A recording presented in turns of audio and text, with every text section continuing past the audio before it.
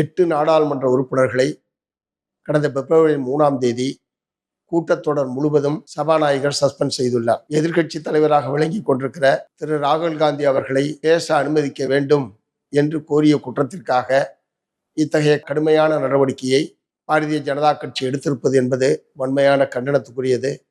பாராளுமன்ற உறுப்பினர்களை பாராளுமன்றத்திற்குள் பேச அனுமதிக்க முடியாது என்பதும், அதிலேயும் எதிர்க்கட்சி தலைவரை பேச அனுமதிக்க முடியாது என்பதும் ஒரு மிகப்பெரிய ஜனநாயக படுகொலை என்று நான் சுட்டிக்காட்ட விரும்புகிறேன். ஒரு எதிர்க்கட்சி தலைவர், பொறுப்பு வாய்ந்த எதிர்க்கட்சி தலைவர் எதை பேச வேண்டும், எதை பேசக்கூடாது என்றெல்லாம் வரன்முறைப்படுத்துவதற்கு ஆளுங்கட்சிக்கு எந்த விதமான உரிமையும் கிடையாது. எதிர்க்கட்சிகள் எழுப்பக்கூடிய கேள்விகளுக்கு, பிரச்சனைகளுக்கு உரிய பதிலையும் விளக்கத்தையும் அளிக்க வேண்டியது ஆளுங்கட்சியினுடைய பொறுப்பே தவிர, அவர்களுக்கு வசதியான கேள்விகளைத்தான் கேட்க வேண்டும் என்பது போல அவர்கள் சபையை அவர்கள் விருப்பத்தை போல நடத்துவதற்கு முற்பட்டிருப்பது என்பது எந்த விதத்திலும் ஏற்க முடியாத ஒரு விஷயம். எதிர்க்கட்சி தலைவரை பேச அனுமதிக்க வேண்டும் என்று சொல்லி தோழர் சு வெங்கடேசன் உட்பட பல நாடாளுமன்ற உறுப்பினர்கள் சபாநாயகரிடம் முறையிட்டதை தவறு என்று சொல்லித்தான் இந்த கடுமையான நடவடிக்கை என்பது எடுக்கப்பட்டிருக்கிறது.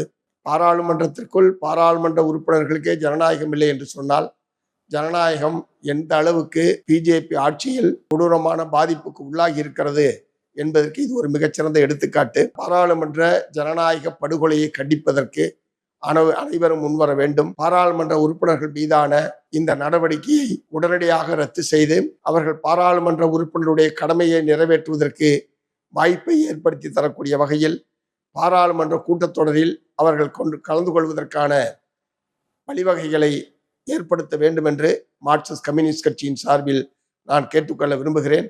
பாரதிய ஜனதா கட்சி ஆட்சியில் ஏற்கனவே அரசியல் கட்சிகள், பொதுமக்கள் அல்லது அரசியல் சாசனம் மக்களுக்கு வழங்கியிருக்கக்கூடிய அடிப்படை ஜனநாயக உரிமைகளை பறிக்கக்கூடிய வகையில் பல நடவடிக்கைகளை அவர்கள் ஈடுபட்டிருக்கிறார்கள்.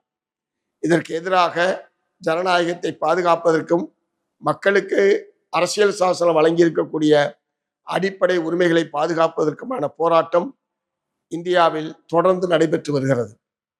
இதில் ஒத்த கருத்தோடு நிற்க வேண்டிய பாராளுமன்ற உறுப்பினர்களுக்கே இப்போது ஜனநாயக உரிமை இல்லை என்கிற உச்சபட்ச ஜனநாயக படுகொலை நடவடிக்கைக்கு பாரதிய ஜனதா கட்சி சென்றிருக்கிறது.